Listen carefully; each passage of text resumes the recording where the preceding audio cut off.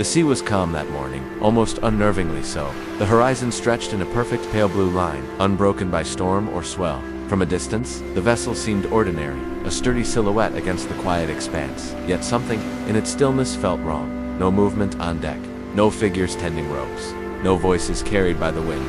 As the boarding party approached, the silence deepened. The steady hum of the ocean seemed to press in on them, broken only by the rhythmic splash of oars against water. Then, the gentle thud of boots on the wooden planks. The ship groaned under their weight, as though exhaling after holding its breath. For far too long. Inside, the cabins told a stranger story. Half-finished meals lay abandoned, steam long since gone cold. Tools rested neatly in place, as if waiting for hands that would never return. A logbook lay open, pen resting mid-sentence, the ink smudged as though time itself had reached out and stilled the writer. The air was heavy, tinged with salt and something faintly metallic. Every creak of timber, every sway of the lantern above, seemed amplified in the absence of human life. It was as if the crew had stepped away only moments ago, yet no one remained. Before we go deeper, tell me in the comments where in the world are you watching from? Because in the quiet that day, it felt as if the whole world might be listening, and somewhere beyond the horizon, the answers waited.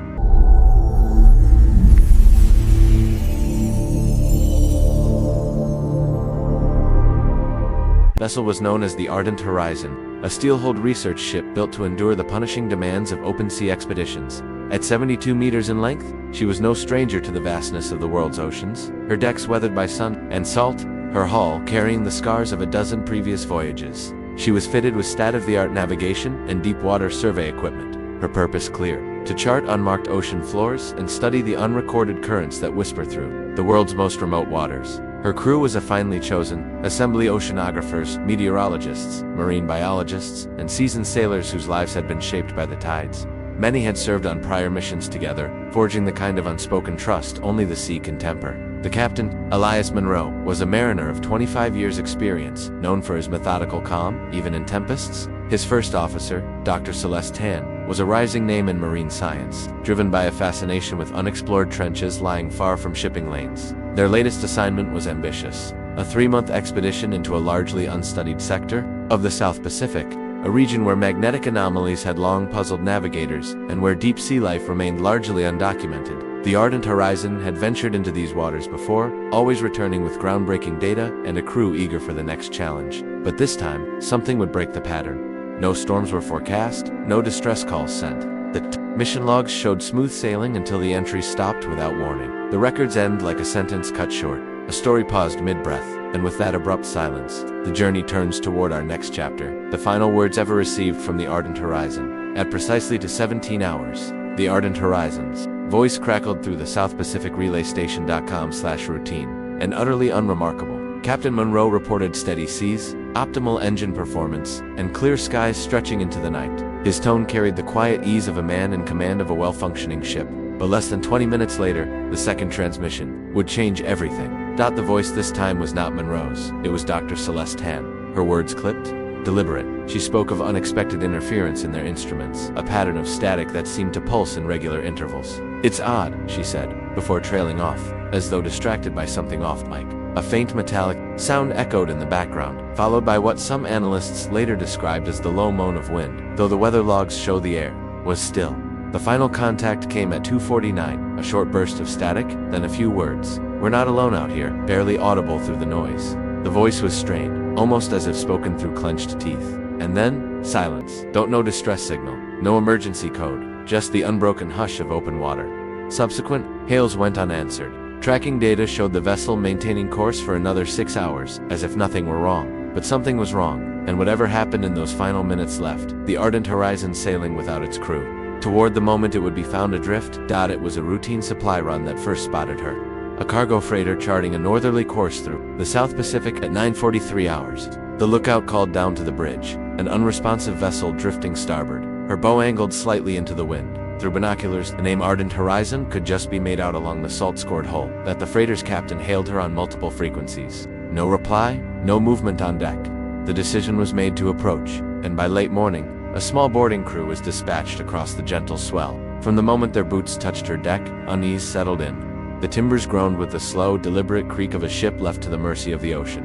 Lines lay coiled where they had been dropped. A coffee mug, half filled, rested beside the helm, its contents long gone cold. Below deck, the air was thick and still, carrying the faint brine of seawater and something metallic like rust or old blood. The mess hall told its own story. Plates of food sat half-eaten, utensils poised mid-meal. In the lab, instruments still hummed, recording data no one was there to see. A computer monitor flickered with an unfinished log entry, the cursor blinking like a heartbeat in the dark. The cabins were untouched, bunks made, personal belongings undisturbed, watches, notebooks, photographs of families pinned above desks, everything in its place, except the people themselves.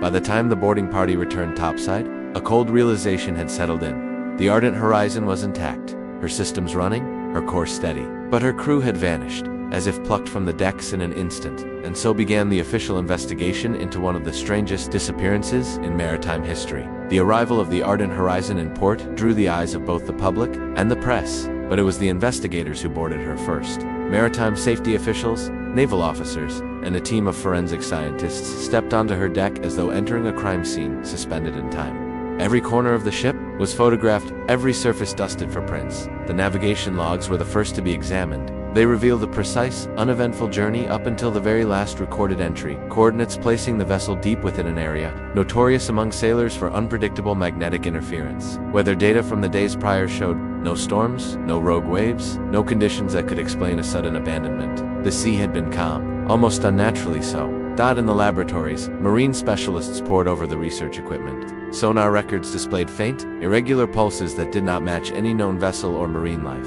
Ocean current analyses suggested the Ardent Horizon had drifted slowly for several days after her last known transmission, yet her engines had been idling, ready for command.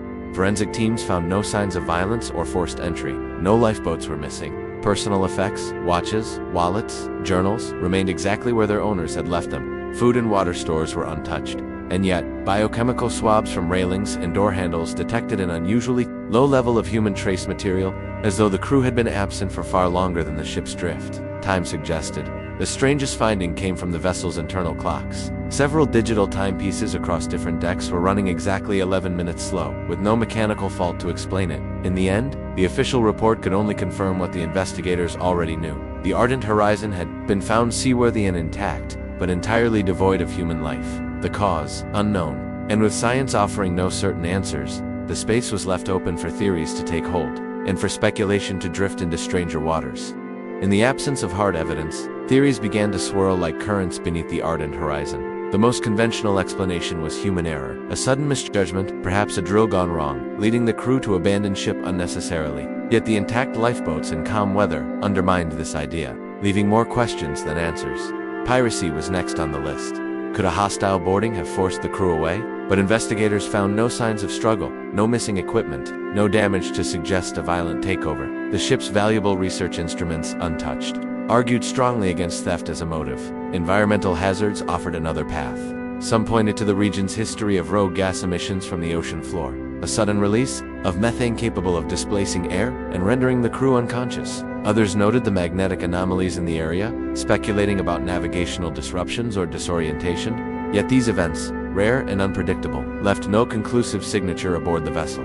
Then came the more unsettling possibilities. Some whispered of unknown marine predators, massive and silent, capable of surfacing without warning. Others leaned toward the inexplicable time slips, transient rifts, or phenomena beyond the reach of current science. Such ideas found fuel in the ship's unexplained 11-minute time loss, a detail too strange to ignore. If you're still here with me, it means this mystery has you hooked. So consider subscribing, so you don't miss the next chapter of our journey into the unknown. In the end, no single theory could account for every detail. The truth seemed to hover just beyond reach, like a shape beneath dark water, visible for an instant, then gone. And still, the Ardent Horizon's story was not over.